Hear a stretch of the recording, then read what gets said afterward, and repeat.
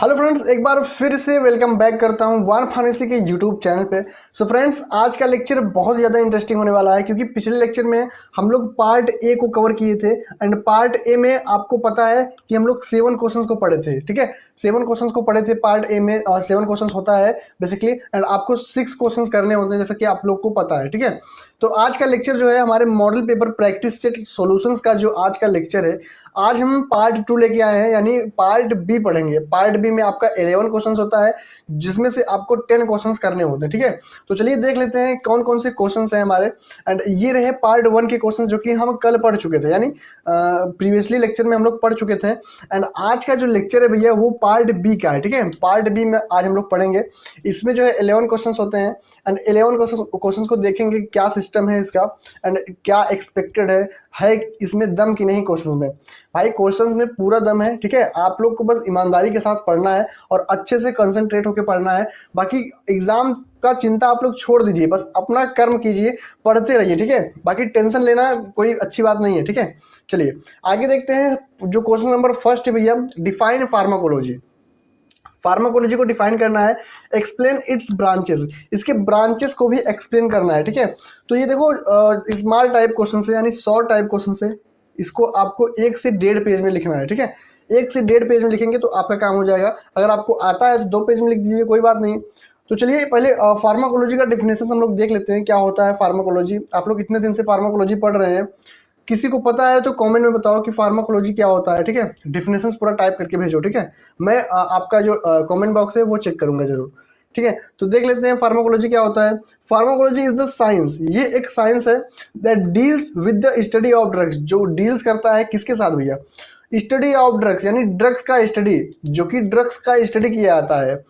किस किस के लिए, देयर ओरिजिन, मतलब उसके ओरिजिन, जो ड्रग्स के ओरिजिन होते हैं, उसका प्रॉपर्टीज, उसके प्रॉपर्टीज के साथ उसके इफेक्ट, उसका इफेक्ट क्या है, and uses on living organism, यानी लिविंग ऑर्गेनिज्म पे क्या उसका यूजेस है। मतलब जो यहाँ पे मेडिसिन है, ये देखो यहाँ पे कुछ मेडिसिन है। ठीक है, अब ये मेडिसिन लिविंग ऑर्गेनिज्म यानी जीवित प्राणी खाएगा ना, जीवित प्राणी जो जीवित है वही खाएगा ना, तो जीवित प्राणी के ऊपर इसका क्या असर है, क्या यूजेस है इसका, वही हम लोग पढ़ते हैं फार्माकोलॉजी में।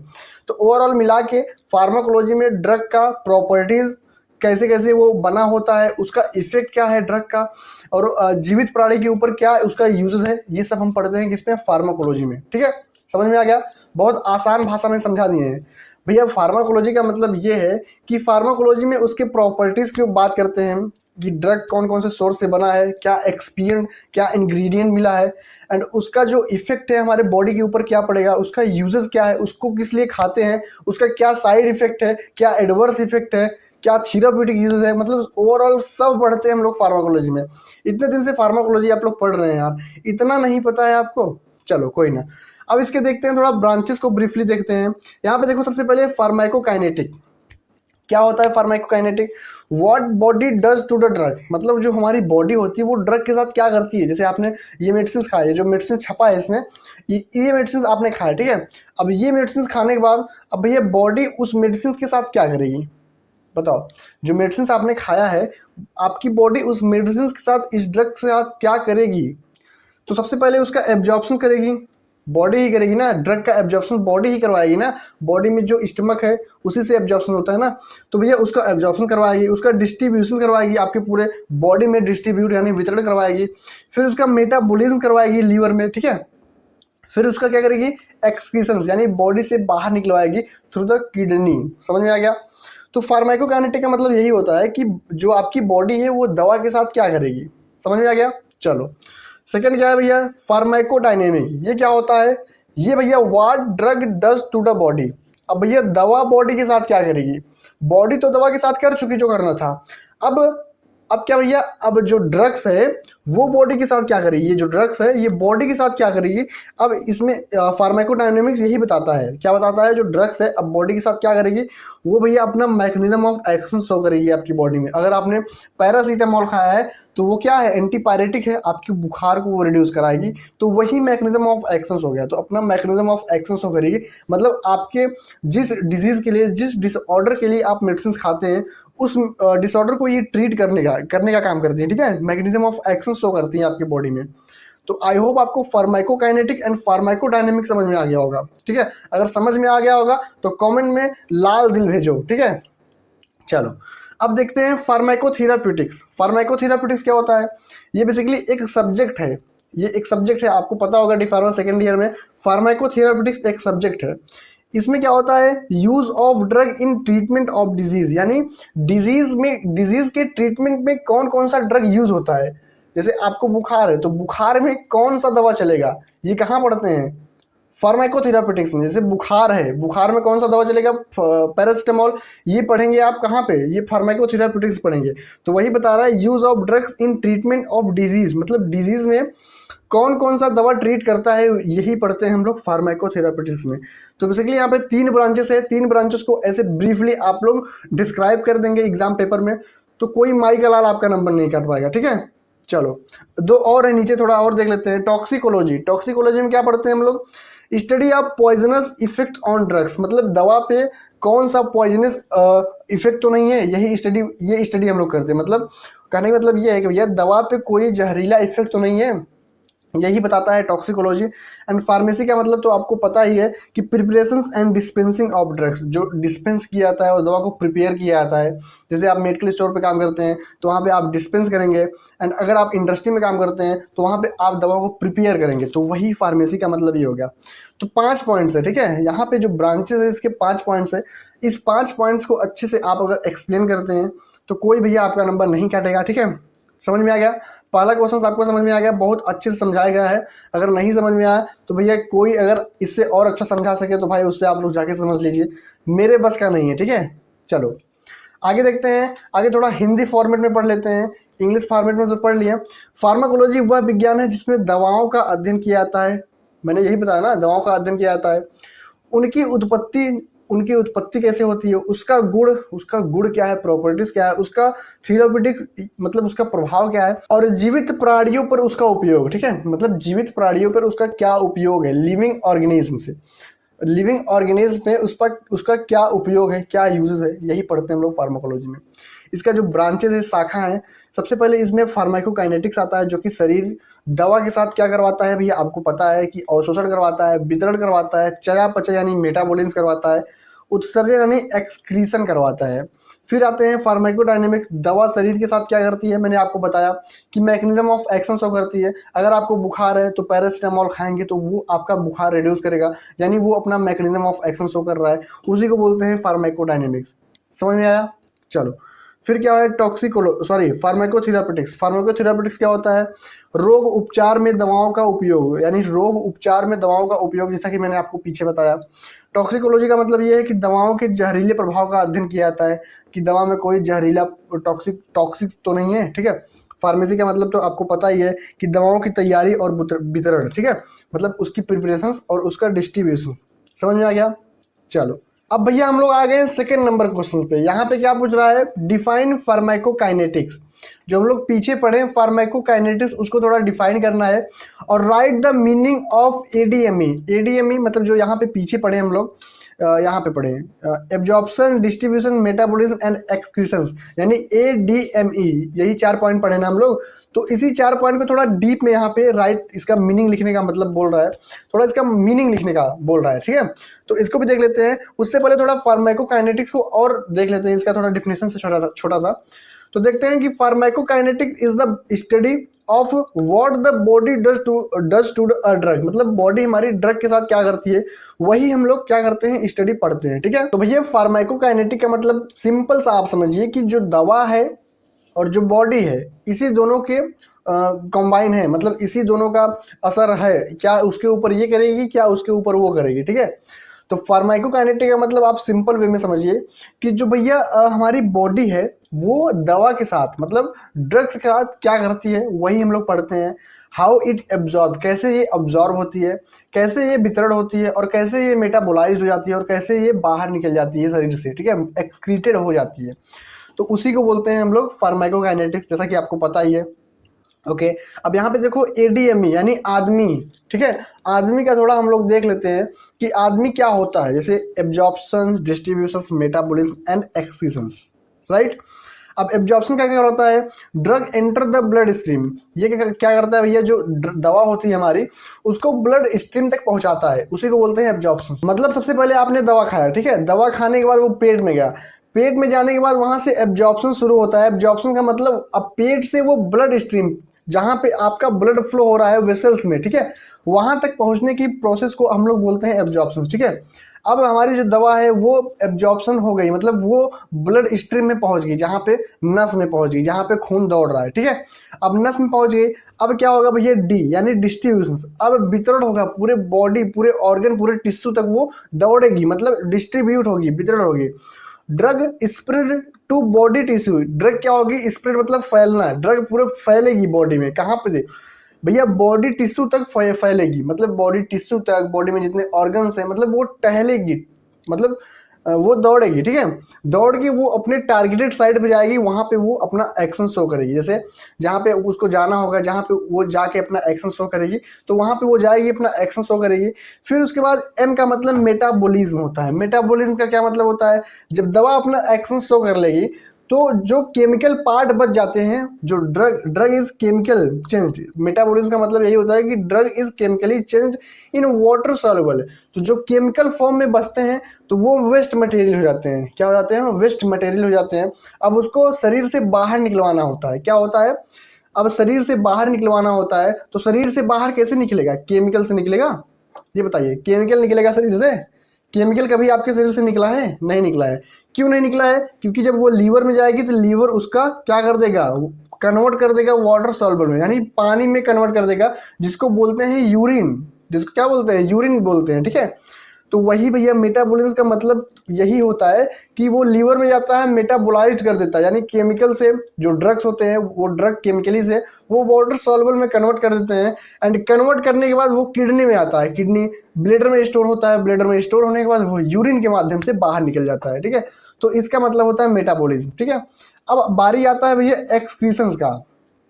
एक्सक्रीशन क्या होता है, drug is removed from body, वही जो किडनी से जो यूरिन होता है वो रिमूव हो रहा है, उसी को बोलते हैं एक्सक्रीशन। जो भैया यूरिन इकट्ठा होता है ना ब्लेडर पे, तो ब्लेडर से वो डायरेक्टली कहाँ पे रिमूव हो जाता है, बॉडी से बाहर, ठीक है। तो उसी को बोलते हैं ड्रग एक्सक्रीशन, यानी वो बॉडी के बाहर चला गया। तो कभी कभी आपने नोटिस किया होगा कि भैया अगर ज़्यादा कोई ड्रग्स खा रहा है, मतलब जो दवाएं हैं, कोई ज़्यादा दवा खा रहा है तो यूरिन कभी कभी बहुत डार्क पीला पीलापन होता है। क्यों होता है, क्योंकि वही भैया मेटाबोलाइज करता है, कौन, ये जो लीवर मेटाबोलाइज करता है, तो दवा का जो टॉक्सिसिटी होता है ये वो वेस्ट मटेरियल होता है, तो वो बाहर निकलता है, तो वो उसी की वजह से भैया पीलापन यूरिन में होता है। समझ में आ गया। तो absorption, distribution, metabolism and excretion, चारों प्रोसेस समझ में आ गया, समझ में आ गया होगा तो कमेंट में लाल दिल भेजो, और नहीं समझ में आया है तो कमेंट में हरा दिल भेजो, ठीक है भाई। इतना अच्छे समझाए हैं तो ना समझने का यहाँ पे बात आ ही नहीं सकती, मतलब आपको समझ में आ ही गया होगा, जहाँ तक मेरा मानना है, ठीक है, इतना अच्छा समझाया गया है। तो भैया डिफाइन फार्माकोकाइनेटिक्स का यहाँ पे डिफिनेशन भी आप लोग पढ़ लिए, and absorption, distribution, metabolism and excretion भी आप लोग समझ लिए, ठीक है, समझ लिए या नहीं। चलो आगे देखते हैं क्वेश्चन नंबर 3। क्वेश्चन नंबर 3 नहीं है, यहाँ पे थोड़ा फिगर वाइज है, फार्माकोकाइनेटिक्स यानी एडीएमई का फिगर वाइज है, तो फिगर वाइज में थोड़ा समझ लीजिए। जो मेडिसिन होता है सबसे पहले आप खाते हैं, ओके, मेडिसिन खा लिए आप, मेडिसिन खाने के बाद सबसे पहले उसका क्या होता है, ए का मतलब यहाँ पे एब्जॉर्प्शन है, यहाँ उड़ा के लेके आता है यहाँ पे, ठीक है। एब्जॉर्प्शन होगा सबसे पहले, क्या होगा, एब्जॉर्प्शन यानी हाउ विल इट गेट, मतलब ये कैसे अपने ब्लड स्ट्रीम में डालता है, उसी को बोलते हैं एब्जॉर्प्शन, मतलब ये ब्लड स्ट्रीम में पहुंच गया। अब क्या होगा, डी कहाँ पे है, डी भी ऐसे उड़ा के लेके आना पड़ेगा यहाँ पे, ओके। अब डी पे आ गया, डी का मतलब होगा डिस्ट्रीब्यूशन, ये अब वितरण करेगी, पूरे बॉडी में दौड़ेगी, पूरे टिश्यू, पूरे ऑर्गन तक ये जाएगी, जहाँ पे इसको जाके मतलब अपना एक्शन शो करना होगा, वहाँ पे जाके अपना एक्शन शो करेगी, बाइंड करेगी, ठीक है। तो वेयर विल इट गो, मतलब इसको कहाँ, जहाँ जाना होगा ये जाएगी। डिस्ट्रीब्यूशन का मतलब ये होता है इसको जहाँ जाना होगा वहाँ जाएगी, जिसको बोलते हैं ट्रांसपोर्टर्स, यानी ट्रांसपोर्ट होगी पूरे बॉडी में टहलेगी, घूमेगी, ठीक है, ठीक है। अब टहल घूम ली, अब मेन काम आता है मेटाबॉलिज्म। मेटाबॉलिज्म का क्या मतलब होगा, जो केमिकल वेस्ट मटेरियल बच जाता है ड्रग का, how is it broken down, मतलब ये कैसे उसको तोड़ेगी, तोड़ के वाटर सॉल्यूट बनाएगी, ठीक है। तो लीवर में बेसिकली केमिकल से क्या होता है, यहाँ पे देखो एम का प्रोसेस आ गया है, मतलब मेटाबॉलिज्म। अब मेटाबॉलिज्म में आपका जो केमिकली फॉर्म से वो वाटर सॉल्युबल में कन्वर्ट होता है, केमिकली से वाटर सॉल्युबल में कन्वर्ट होने के बाद बारी आता है ई का, यानी एक्सक्रीशंस का, ठीक है। एक्सक्रीशन क्या करेगा, एक्सक्रीशन भैया किडनी के थ्रू बाहर निकलवा देगा, जा भैया निकल जा, तू तेरा काम हो गया, तू जा यहाँ से, ठीक है। तो भैया ये चारों प्रोसेस ऐसे वर्क करती है, ठीक है। चलो आगे देखते हैं। आगे भैया थोड़ा हिंदी में, हिंदी है, हिंदी में भी वही है, अगर आप लोग पढ़ना चाहें तो पढ़ लीजिए, फिर भी यार समझा दे रहे हैं। फार्माकोकाइनेटिक्स वह अध्ययन है जिसमें यह देखा जाता है कि शरीर दवा के साथ क्या करता है और कैसे करता है, अवशोषित, वितरण और चयापचय, उत्सर्जन, मतलब एडीएमई, यही प्रोसेस होता है ना। तो फार्माकोकाइनेटिक्स का यही 4 प्रोसेस है। यहाँ पे एडीएमई मतलब दवा रक्त प्रवाह में प्रवेश करती है सबसे पहले, मतलब ब्लड स्ट्रीम में प्रवेश करती है। दवा शरीर के ऊतक में फैलती है, मतलब टिश्यू और ऑर्गन में फैलती है। फिर मेटाबॉलिज्म होता है, दवा रासायनिक रूप से बदलती है, मतलब कहाँ बदलती है, पानी में बदलती है, यूरिन में बदलती है, ठीक है। फिर ई का मतलब क्या है, दवा शरीर से बाहर निकलती है, दवा शरीर से एक्सक्रीटेड हो जाती है ना, किसके थ्रू, गुर्दे के थ्रू, गुर्दा मतलब किडनी, ठीक है। तो एग्जाम टिप्स यहाँ पे है थोड़ा, ADME, absorption, distribution, metabolism, excretion याद रखो, बाकी आप बना के लिख सकते हो, ठीक है। याद रहेगा तभी तो लिखोगे। चलो आगे देखते हैं, क्वेश्चन नंबर 3 क्या बोल रहा है भैया। क्वेश्चन नंबर 3 बोल रहा है classify diuretics with one example of each, मतलब डायरेटिक्स को थोड़ा क्लासीफाई करना है, इसके एक एग्जाम्पल को लिखना है। तो यहाँ पे थोड़ा डायरेटिक्स का मतलब समझ लीजिए। डायरेटिक्स एक ऐसा दवा है जो कि यूरिन के आउटपुट को बढ़ा देता है। जैसे यूरिन क्या होता है, ब्लडर में इकट्ठा होता है, तो उसके आउटपुट को बढ़ा देता है। तो देख लेते हैं क्या होता है। Diuretics are drugs which increase the productions and excretions of urine, मतलब ये इंक्रीज करता है प्रोडक्शंस और एक्सक्रीशंस किसके के, यूरिन के भैया, यूरिन के एक्सक्रीशंस, यूरिन जल्दी जल्दी बाहर निकल, ज़्यादा मात्रा में बाहर निकल, उसके प्रोडक्शंस यानी बनवाएगा भी, जल्दी बनवाएगा और जल्दी निकलवाएगा, कौन, डायरेटिक्स निकलवाएगा, ठीक है। They are mainly use to remove excess fluid from the body, ये क्या किया जाता है भैया, जो एक्सेस फ्लूइड हो जाते हैं, अतिरिक्त तरल हो जाते हैं हमारे बॉडी में, उसको क्या करता है ये, from access fluid from the body, मतलब बॉडी से बाहर निकलवाता है, जो अतिरिक्त फ्लूइड हो जाते हैं वो बॉडी से बाहर निकलवाता है, ठीक है। हिंदी देखते हैं। डायरेटिक्स वे दवाएं हैं जो मूत्र के उत्पादन और उत्सर्जन को बढ़ाती हैं। इनका उपयोग मुख्यतः शरीर से अतिरिक्त तरल पदार्थ निकालने के लिए किया जाता है, ठीक है। समझ में आ गया डायरेटिक्स। डायरेटिक्स बस इतना याद रखिए यार, ये बॉडी में यूरिन के प्रोडक्शंस और एक्सक्रीशन को ये इंक्रीज करता है। समझ में आ गया। चलो कहाँ पे यूज़ किया जाता है, हाइपरटेंशन में यूज़ किया जाता है। अगर किसी को हाइपरटेंशन है तो डायरेटिक्स का दवा, जैसे फ्रूसेमाइड वगैरह दिया जाता है ना, क्लोरोथायजाइड, ये डायरेटिक्स का दवा है, मतलब एग्जाम्पल है, ठीक है। इडीमा में यूज़ किया जाता है, सूजन में यूज़ किया जाता है, याद रखिए ये की पॉइंट्स है, यहाँ यहाँ यूज़ किया जाता है। एंड हार्ट फेलियर में भी कभी कभी यूज़ किया जाता है, यानी हृदय विफलता, जैसे हार्ट किसी का फेल हो जाता है तो उस सिचुएशन में इसका यूज़ किया जाता है। समझ में आ गया। चलो आगे देखते हैं इसका क्लासिफिकेशन क्या है। क्लासिफिकेशन देख लेते हैं यहाँ पे, जैसे क्लास एंड एग्जाम्पल। तो लूप डायरेटिक्स में क्या आता है, फ्रूसेमाइड, बहुत इंपॉर्टेंट है भैया क्लासिफिकेशन, इसको छोड़कर नहीं आना है। तो लूप डायरेटिक्स में फ्रूसेमाइड याद रखना है। एंड थायाजाइड डायरेटिक्स, हाइड्रोक्लोरोथायाजाइड, क्या है भैया, हाइड्रोक्लोरोथायाजाइड, ये भी मोस्ट इंपॉर्टेंट है जो कि आपको याद करना होगा, ठीक है, छोड़कर नहीं आना है। क्लासिफिकेशन फ्लो चार्ट में छापना है या फिर इस तरीके से भी छाप सकते हैं, यानी छापना है चाहे जैसे छापो, ताकि तभी तो नंबर मिलेगा। समझ में आ गया। अब यहाँ पे थर्ड पॉइंट क्या है, पोटेशियम स्पेयरिंग डायरेटिक्स, क्या है भैया, पोटेशियम स्पेयरिंग डायरेटिक्स। इसमें क्या आता है, इसमें स्पायरोनोलैक्टोन, क्या है भैया, स्पायरोनोलैक्टोन, ये ड्रग्स है, इसको आप छोड़ भी सकते हैं, कोई दिक्कत नहीं, ये ज़्यादा उतना इम्पोर्टेंट नहीं है। फिर उसके बाद क्या आता है, ऑस्मोटिक डायरेटिक्स में मैनिटोल, ये इंपॉर्टेंट है, इसको याद करना है, ठीक है, मैनिटोल, ठीक है, तो इसको याद करना है। एंड लास्ट पॉइंट है कार्बोनिक एनहाइड्रेस इनहिबिटर्स में एसीटाजोलामाइड्स, ये भी इंपॉर्टेंट है थोड़ा थोड़ा, मतलब इसको भी आपको याद करना है। तो ये थोड़ा 4-5 ड्रग्स के नाम आपको याद करना होगा, तभी तो क्लासिफिकेशन आप छाप पाएंगे। जब ड्रग्स का नाम ही याद नहीं रहेगा तो क्लासिफिकेशन क्या घंटा छाप पाएंगे, याद करना जरूरी है, तभी आप छाप पाएंगे। ओके, एग्जाम्पल यहाँ पे थोड़ा देख लेते हैं जो कि मोस्ट इंपॉर्टेंट है, जैसे कि फ्रूसेमाइड, लूप डायरेटिक्स में फ्रूसेमाइड याद करना है। एंड सेकंड पॉइंट क्या है, स्पायरोनोलैक्टोन, ये भी थोड़ा थोड़ा इंपॉर्टेंट है, तो इसको भी थोड़ा थोड़ा याद कर लेना, उतना इंपॉर्टेंट है नहीं, ठीक है। पोटेशियम स्पेयरिंग डायरेटिक्स, इसको याद कर लेना, ये कुछ एग्जाम्पल्स है, ठीक है। चलो आगे देखते हैं क्वेश्चन नंबर 4 क्या बोल रहा है, right the mechanism of actions of paracetamol. Paracetamol का मैकेनिज्म ऑफ एक्शंस, जिसको शॉर्टकट में बोलते हैं MOA, यानी मैकेनिज्म ऑफ एक्शन, शॉर्टकट में इसको ये बोलते हैं, ठीक है। तो पैरासीटामोल कैसे काम करती है बॉडी में, किसी को पता है? चलो मैं बताता हूँ कैसे काम करती है।